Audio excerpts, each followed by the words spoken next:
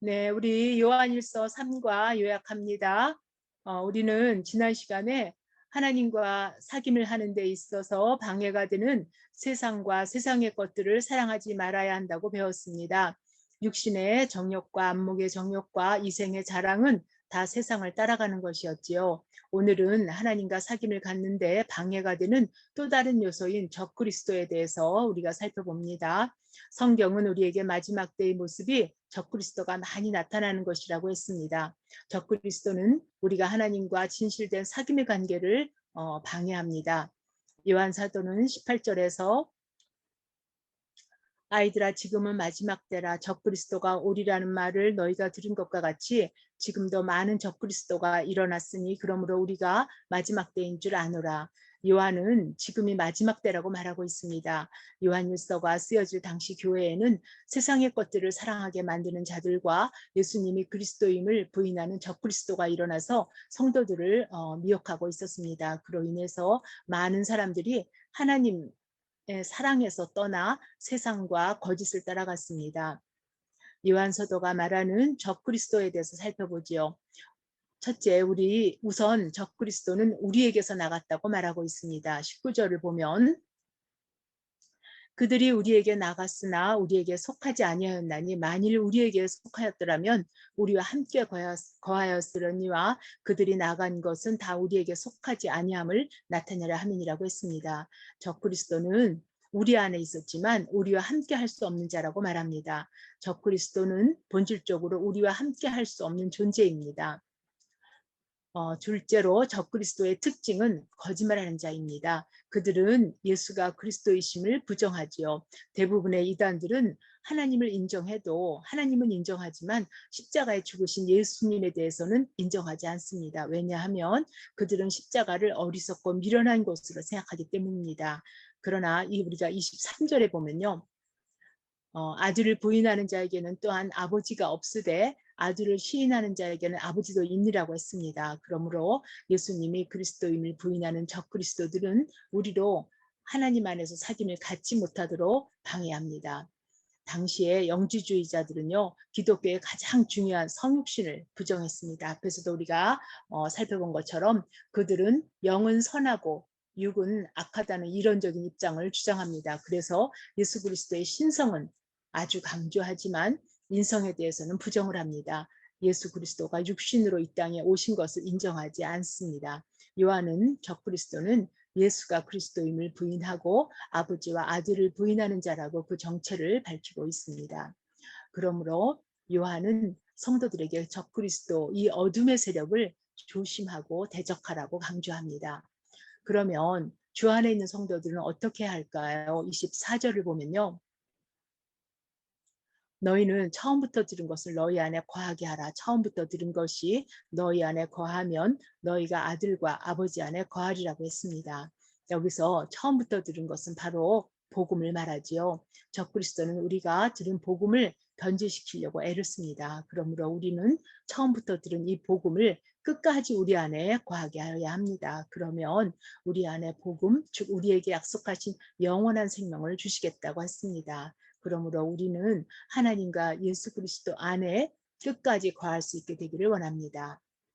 요한복음 17장 2절 말씀을 봅니다. 아버지께서 아들에게 주신 모든 사람에게 영생을 주게 하시려고 만민을 다스리는 권세를 아들에게 주셨음이로소이다.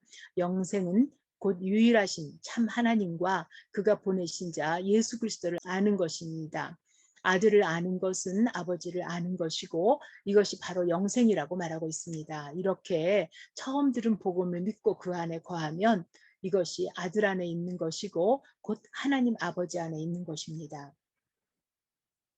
또한 하나님 안에 있는 성도들은 하나님이 기름 부음을 통해서 모든 것을 알게 된다고 했습니다.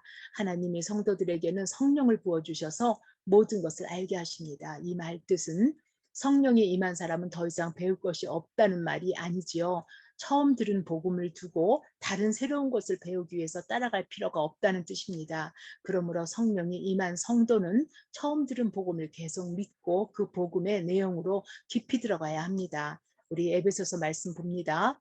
믿음으로 말미암아 그리스도께서 너희 마음에 계시게 하시옵고 너희가 사랑 가운데서 뿌리가 박히고 터가 굳어져서 눈이 모든 성도와 함께 지식에 넘치는 그리스도의 사랑을 알고 그 너비와 길이와 높이와 깊이가 어떠한지를 깨달아 하나님의 모든 충만하신 것으로 너희에게 충만하기를 하시기를 구하노라고 했습니다.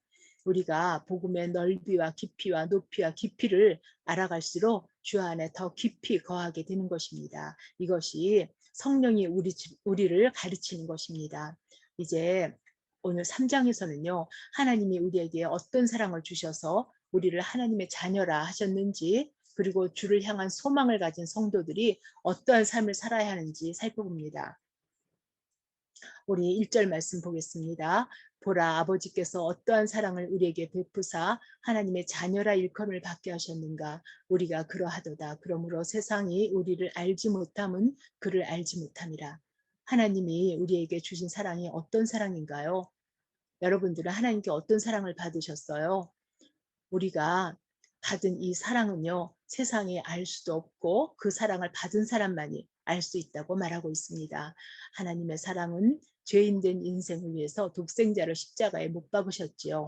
그리고 사흘 만에 죽은 다 가운데서 부활하셨습니다. 그로 인해서 우리에게 새 생명을 주셨지요. 그 생명을 받은 우리는 하나님의 자녀가 되었고 그 하나님의 사랑을 알고 있습니다. 그러나 생명이 없는 세상은 하나님의 사랑을 알지 못하므로 독생자를 내어주신 하나님도 알지 못합니다. 그리고 십자가의 복음을 세상은 어리석고 미련하다고 조롱합니다. 그리고 새 생명을 받은 우리에게는 하나님이 주신 소망이 있습니다. 2절 말씀을 보면요. 사랑하는 자들아 우리가 지금은 하나님의 자녀라 장래에 어떻게 될지는 아직 나타나지 않았으나 그가 나타나시면 우리가 그와 같을 줄을 아는 것은 그의 참모습 그대로 볼 것이기 때문이라. 우리가 하나님의 사랑을 받고 하나님의 자녀가 되었지요. 그러나 우리는 여전히 세상의 소욕에 갈등을 합니다. 여전히 넘어지고 낙심하지요. 그러나 우리에게는 주님이 이 땅에 다시 오실 때 주님이 부활하신 것처럼 우리도 부활할 것이라는 소망이 있습니다. 베드로전서 말씀 봅니다. 우리 주 예수 그리스도의 아버지 하나님을 찬송하리로다. 그의 많으신 긍휼대로 예수 그리스도를 죽은 자 가운데서 부활하게 하심으로 말미암아 우리를 거듭나게 하사 산 소망 있게 하시며 썩지 않고 더럽지 않고 쇠하지 아니하는 유업을 있게 하시나니 곧 너희를 위하여 하늘에 간직하신 것이라. 네, 이 말씀처럼 하나님의 자녀들은 썩지 않고 쇠하지 않는 기업, 곧 하늘의 기업을 상속받을 것이라고 약속하셨습니다. 그리고 이제 이 소망을 갖고 있는 하나님의 자녀는 그러면 어떻게 살아야 하는지 살펴봅니다. 3절에 보면요. 주를 향하여 이 소망을 가진 자마다 그의 깨끗하심과 같이 자기를 깨끗하게 하느니라고 했습니다. 우선 자신을 깨끗하게 하기 위해서 죄를 짓지 말아야 합니다. 그리고 더 나아가서 서로 사랑해야 합니다. 오늘 본문은 10절까지이기 때문에 죄를 짓지 말아야 할 것에 대해서 살펴봅니다. 죄를 짓는 자마다 불법을 행하나니 죄는 불법이라고 했습니다. 우리 주님이 우리의 죄를 사하시려고 이 땅에 오셔서 십자가를 지셨습니다. 그리고 우리는 주의 은혜로 의롭다함을 얻었지요. 그러므로 하나님께로 난 자마다 죄를 짓지 않을 수 있는 것은 하나님의 씨가 그 은혜가 우리 안에 거하기 때문입니다. 여기서 하나님의 씨라함은 성령, 말씀, 진리 등등으로 볼 수 있을 것입니다. 그러므로 하나님의 자녀와 마귀의 자녀가 드러나는 것은 그 의를 행하지 않거나 또는 그 형제를 사랑하지 않는 것으로 알 수 있다고 말하고 있습니다. 그러므로 하나님의 자녀된 우리는 주를 향한 소망을 갖고 늘 빛 가운데 거하며 형제를 사랑할 수 있기를 간절히 축원합니다. 우리 함께 기도하시겠습니다. 하나님 아버지, 하나님이 우리를 사랑하셔서 독생자 아들을 주심으로 우리에게 생명을 주셨습니다.